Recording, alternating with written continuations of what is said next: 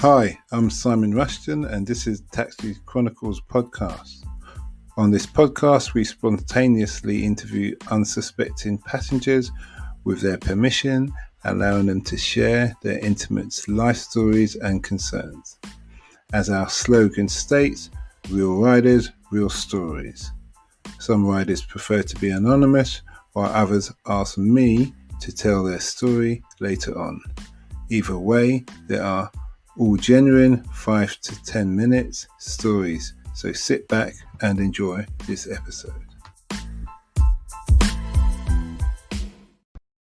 Morning. Yes, we're back with another episode, another rider, another story. Today we have Sally. Woohoo! And Sally and I were talking about, what were we talking about? We were talking about Arabs, but before that we were talking about... how I don't match what I look like. Oh yeah, no, we can leave that bit. We can leave that bit out. No, there was a bit in between, but I can't remember what it is. But Sally's worked with the wealthy and Arabs, and she's going to tell us some stories of what it's like to cater for these super wealthy Arabs. So over to you. So, God, where do I begin? Well, we can start with how you got into the job. I just fell into it. A friend was working at this company, and so I went and joined. And so I ended up doing about 2 years there, and it was 24/7. I think my Christmas was ruined once, my Easter was ruined once, because they suddenly decided they needed to fly over, and in 12 hours notice, you had to get a chef. You had to get the house decorated with flowers, candles, food, the works. It was mental. We flew to New York in a private jet, and there was 20 staff. What, on the jet? On the jet, 20 of us. There was me, her personal assistant. There was 4 personal trainers, 2 personal stylists, 4 security. There were, who else was there? 4 butlers. It was ridiculous. Really? Yeah. Wait, don't these Arabs have these people with them all the time anyway? Yeah. So the butlers would come with her from Abu Dhabi or Dubai or wherever they're from, and they will stay. They basically will wait in them hand and foot. Most of them are from the Philippines. Yeah, I was going to say that. They have the most insane work ethic, the most lovely people in the world. But yeah, if she said jump, you literally would just say how high. You had to just whatever she wanted. I had to buy rose petals every time she came over for her bath, because she just wanted them on the water. She liked rose petals in her bath. Every time she came over, I had to buy her candles the whole way around her house. They cost about $2,000 every time she came over, and you couldn't have a candle which was half done. They had to be full every time. It was quite the experience. The super rich. The super and wealthy.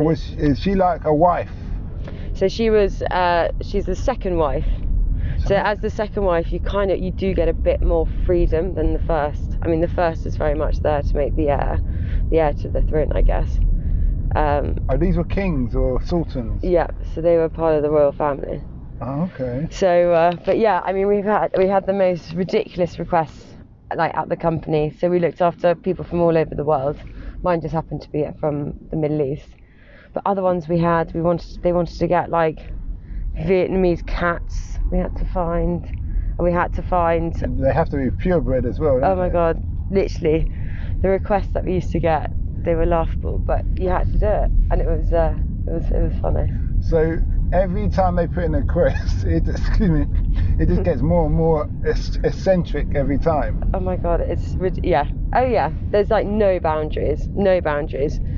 I flew to Japan once, and literally at 2:00 at night she would be like, right, I want to go to Tokyo tomorrow at 8 a.m. and so you'd be up all night packing. She literally didn't lift a finger. Everything would just work like clockwork, so I just have to organise everything and make sure it all worked.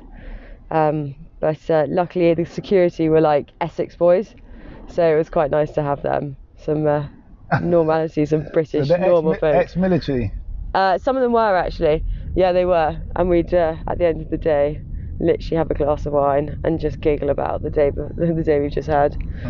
But yeah, so I mean, when we went travelling, we never knew how long we were going to go for.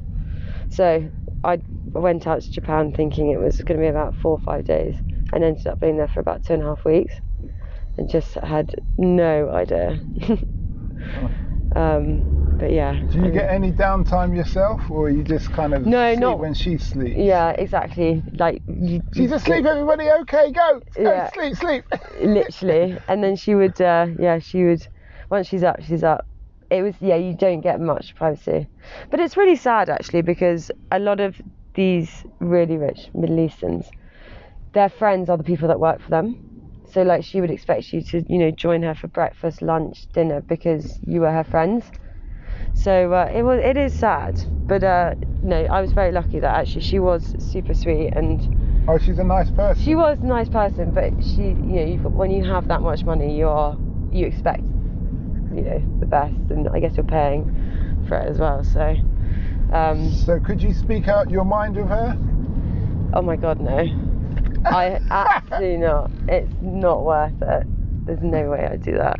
No, I absolutely loved it. I'm trying to think like what other stories there were. She never asked you your opinion on anything? Yeah, no, she did. She would ask my opinion, which was nice that she kind of trusted me. And would you give a politically correct answer, or would you just yeah, no, I'd have to. Actually, I think...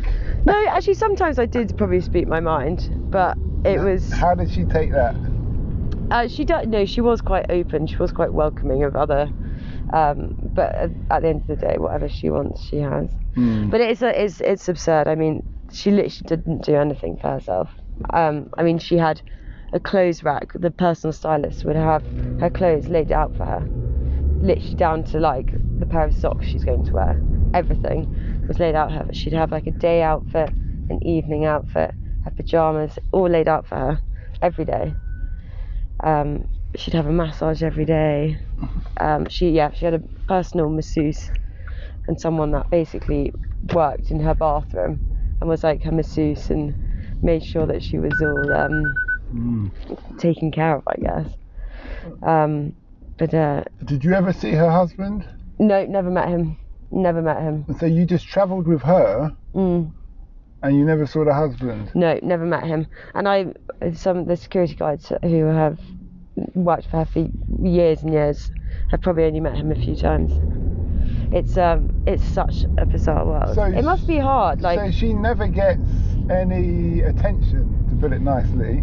So she does, but it's very much like, I mean, to be honest, I don't know really what happens out there, but I know there's been times where she would, get fully dressed up to see him, and they would be in the room together for about 5 minutes, and then that would be it for a few weeks. It's such a bizarre way of life, but I guess to them it's normal. But no, her family were lovely. She had a really nice, her brother was very sweet as well.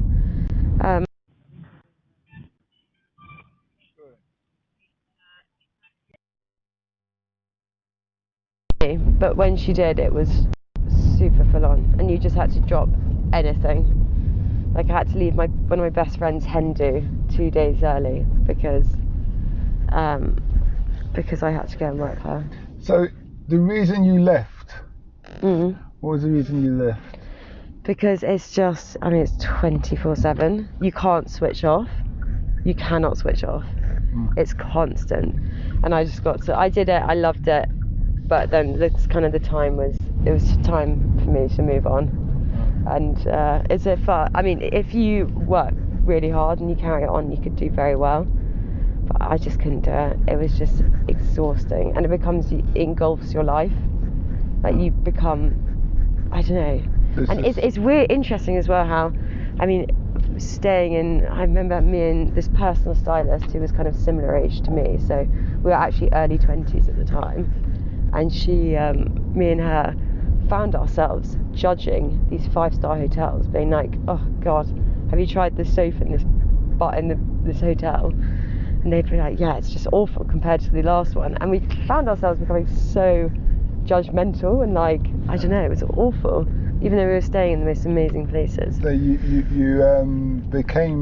start to become like the lady. Yeah, you do. You become a bit like, I don't know, you suddenly expect everything from these amazing hotels. But no, I was super lucky to I went to so many places which I never would have been to, and stayed in the most incredible hotels and met some incredible people as well. But it just, yeah, my time had to, I couldn't do it anymore. Mm-hmm. It absolutely drained me. Yeah, I hear. Where was the most interesting place that you went to? I think Japan was insane. We went to Japan, and we were there for about, I think it was 2.5, 3 weeks by the end. And that was insane because she was there just travelling, seeing it. Although the one thing was that she and her brother hate raw fish, so I didn't have one piece of sushi in Japan, which I was like gutted about. So wait a minute. So because she didn't like raw fish, no one can eat it? No, you could, but it was you wouldn't go to a sushi place. You'd end up going to like an Italian or something. So, but yeah, like on the table, she would like going out for a meal. She would just order about 5-6 different things because she didn't know what she wanted. She just taste. Yeah, just taste them all. I mean, yeah, it was. I remember going out to New York, and I had to, you have to declare how much cash you've got on you. So I was like, you're only allowed 10 grand, I think, on you. And anyway, customs came onto the plane because it was a private jet. And so I was like, you need to declare how much cash you've got on you. Have you got more than 10 grand? And she kind of looked at me, and I was like, right, we need to somehow, if you've got more than 10 grand, we need to give it out to like everyone on the plane. So like, everyone has a certain amount on them, which is completely fair. And she had over 100 grand just in cash, just on her. And then I had to go around and collect it from everyone. And then I suddenly was like, to the security guard, I was like, God, don't worry about her. I've literally got 100 grand in my bag right now of cash. It's like, look after me. It's like, don't worry about her. But it's an extraordinary way of life. But no, I do feel sorry for them. I think it's a very lonely. Do you think she was happy? I think she was happy, and she did have a lot going for her. Like, she was very she did quite a lot for charity, which I liked, because I don't think I could work for someone who was completely like self-obsessed and didn't do anything. Mm-hmm. Like, she did have quite a lot going for her. What kind of charities? So she actually she did a lot for like disabilities. Okay. Yeah, so she actually like set up a charity kind of which looked after children with disabilities, quite severe disabilities, out in the UAE. So she did have a lot going for her, which made it a bit easier. But I do kind of think money probably doesn't buy your happiness. Yeah. And it doesn't. I mean, she doesn't have that many. Like, as I said earlier, like her friends are people who work for her, and that she's paying. Well, we're coming to the end here. Last 2 questions. Yeah. Would you encourage somebody who's younger to get into that industry? Oh my God, absolutely. If you can be a private PA, you can literally travel the world, and you can meet some extraordinary people. So I definitely would. I would definitely go for it if you're young. Also, if you're driven, because it's not easy. Okay. And the last question is, what's the impact you want to have on the world? Oh my God, good question. I don't know. I work for a charity where I do crisis. It's a crisis charity, so I do text conversations. I volunteer, and a lot of it's kind of suicidal people, which I love working for the charity. Mm-hmm. And so I think I just want to, just be kind and just make people happy, make people smile. Okay. Well, thanks a lot for that, Sally. Thanks for having me in your car. Much appreciated. It's been enjoyable. Okay, that's good.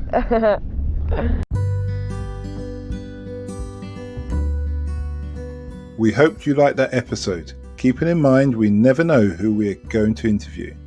We post twice a day, 8 a.m. and 5 p.m. GMT. Have you ever considered the future economies to invest in? Why not listen to our sister podcast, Africa Investor Stories? Considering Africa has the fastest growing economies and population on Earth and has done for many years, it holds 30% of the world's known natural resources. We publish twice a week, Tuesday with a guest investor and Fridays talking about investment, politics and history, providing a clear understanding for any potential investor.